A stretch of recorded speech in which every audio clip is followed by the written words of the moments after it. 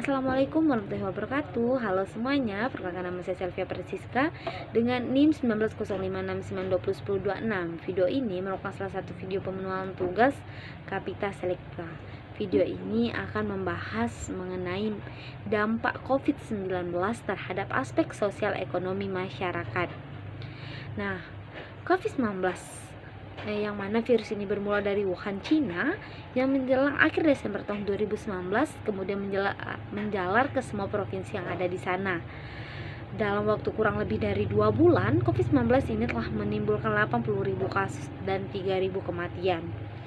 Pada Januari minggu ketiga 2020, virus ini menyebar ke sejumlah negara di Asia, termasuklah Indonesia.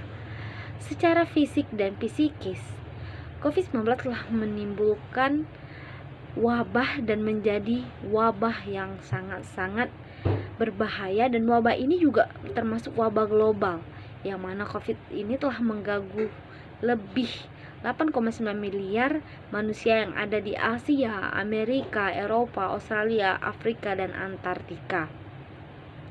Sebagian dari mereka terpaksa harus menjalani social distancing selama berbulan-bulan, bahkan bertahun-tahun. Negara harus hidup dengan kondisi yang mengerikan. Social distancing yang dimaksud seperti menjaga jarak, diam di rumah, bekerja di rumah, bahkan ibadah pun harus dilakukan di rumah, yang mana aktivitas-aktivitas yang biasanya kita lakukan di luar rumah sekarang harus kita lakukan di dalam rumah untuk mematikan penularan virus corona.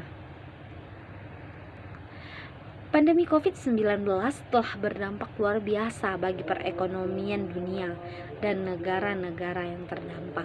Untuk mencegah lajunya penularan COVID-19, sejumlah negara yang terdampak melakukan upaya seperti lockdown, karantina wilayah, hingga pembatasan berskala besar yang sering disebut dengan PSBB.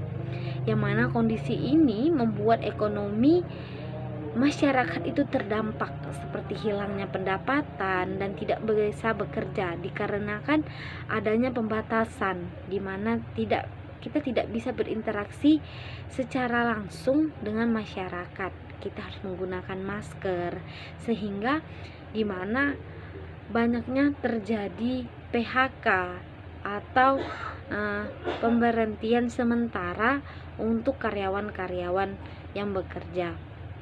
Nah, hal ini membuat mereka tidak bisa memenuhi kehidupan mereka, dan apalagi untuk yang mereka berkeluarga, ini sangat-sangat berdampak, yang mana mereka bisa menjadi miskin dan terlantar.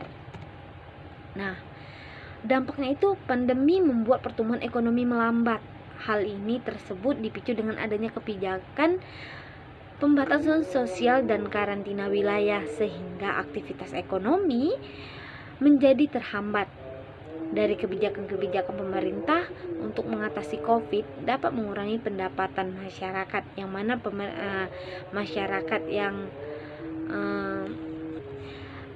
yang menjadi pelaku usaha yang biasanya dapat penghasilan lebih, namun sekarang harus mendapatkan tidak sesuai seperti biasa, di mana mereka mendapat sedikit karena yang mana aktivitas masyarakat lainnya dilakukan dari rumah, sehingga tidak ada yang membeli atau menggunakan jasa-jasa usaha mereka. Nah, COVID-19 juga dapat menyebabkan disfungsi sosial, yang mana dapat terjadi karena seorang tidak mampu menjalankan fungsi sosial yang sesuai dengan status sosial. Pandemi yang terjadi sejak Maret 2020 telah membuat perekonomian pada tahun tersebut menurun atau sangat-sangat menurun, anjlok. Nah, kita dapat melihat grafik di sini. Kita lihat pada 2020, 2011, 2012, 2013 itu hanya turun sedikit, dan 2014, 15 menurun.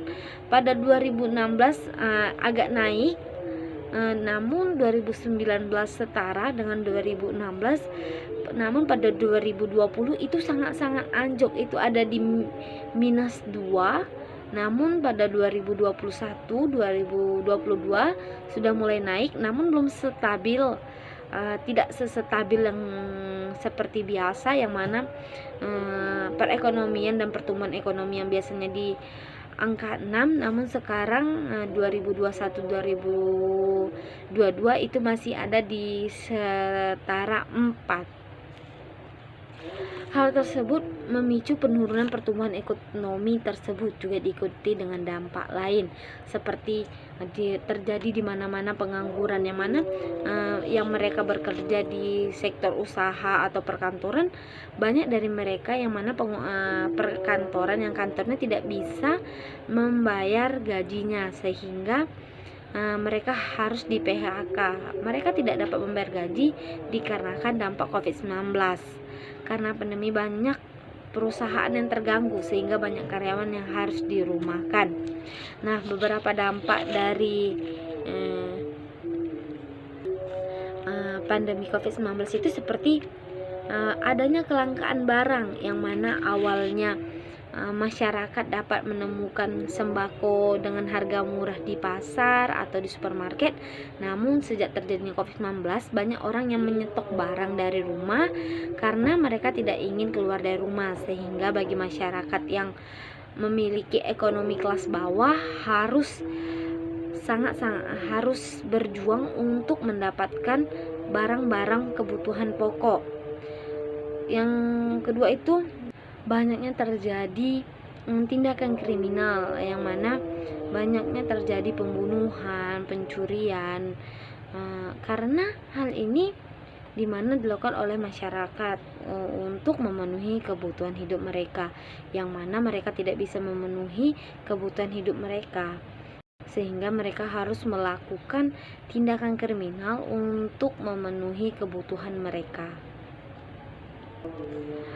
Meningkatnya angka pengangguran di Indonesia, yang mana terjadinya PHK besar-besaran sehingga masyarakat banyak yang menjadi pengangguran dan lapangan pekerjaan tidak tersedia. Oke, sekian yang dapat saya sampaikan. Semoga video dan pembahasan ini dapat bermanfaat bagi kita yang membaca. Terima kasih. Wassalamualaikum warahmatullahi wabarakatuh.